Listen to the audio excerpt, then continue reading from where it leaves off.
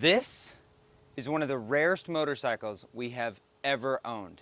If you saw our recent video, you saw that we bought over 100 motorcycles at one time. We'll put a link in the description below. You can check it out. This motorcycle is a 1999 Henderson Excelsior Super X. Incredibly rare. We're going to get into the history. We're going to tell you a little bit about it. I think you're really going to enjoy it. If you like this type of content, just give us a like and hit the subscribe button. We appreciate it. We'll start out with the name, Henderson Excelsior. Believe it or not, this was one of the largest motorcycle manufacturers in the early to late 1920s. So what happened is that Henderson Excelsior had been making motorcycles in the early 1900s and then were later bought out by the Schwinn Bicycle Company. Under their leadership, they were able to create the first bicycle that went over 100 miles an hour. And at their peak, they were the third most popular motorcycle manufacturer in the United States, right behind Harley-Davidson and Indian. In the mid-90s, there was a huge boom in the motorcycle industry. And it was during this time that the rights to the Henderson Excelsior brand was purchased. And with that, a pair of brothers bought a 160,000 square foot warehouse in which they would begin production of Excelsior-Henderson motorcycles. They had originally intended to build over 10,000 of these. However, they ended up building right around 2,000. What happened is that they raised over $100 million and quickly spent all of it. That's right, $100 million. They actually, when this was brand new, sold this for $18,000. So if you'll do some quick math, $100 million investment, roughly 2,000 models created at a price point of $18,000, it actually cost them about $52,000 per motorcycle just to build this. Probably not a great investment.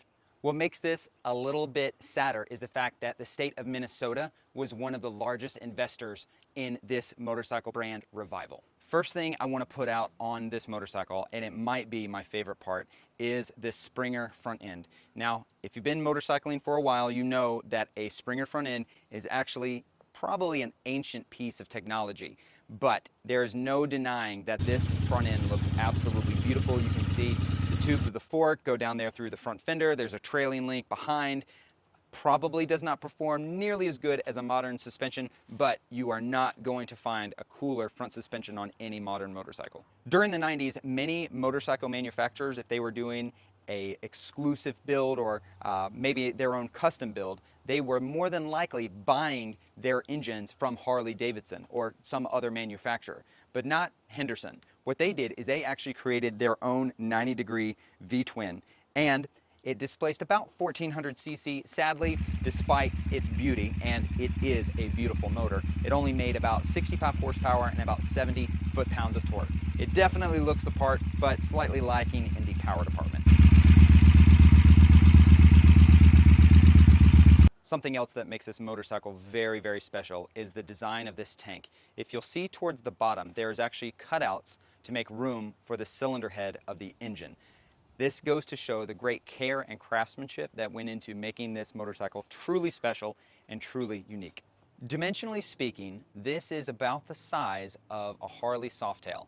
However, despite its great beauty with the front end and the engine and the gas tank and other exceptional details, the issue is this entire package came in at a whopping 760 pounds. And I have to tell you, moving this thing without it running is a giant pain in the butt. You feel every single one of those 760 pounds as you push it through the garage. I recommend make sure she's running right and just drive her straight. You don't want to turn her around. The engine did make a great sound. However, many owners reported a high-pitched pinging noise that would occasionally appear no matter what octane fuel that you used.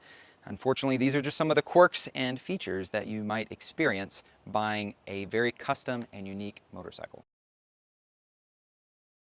Even though our Super X 1999 is not running right now, we are super thankful to several people in the Excelsior-Henderson community for lending us footage from their YouTube channels, as well as some B-roll and extra pictures to show off this beautiful bike.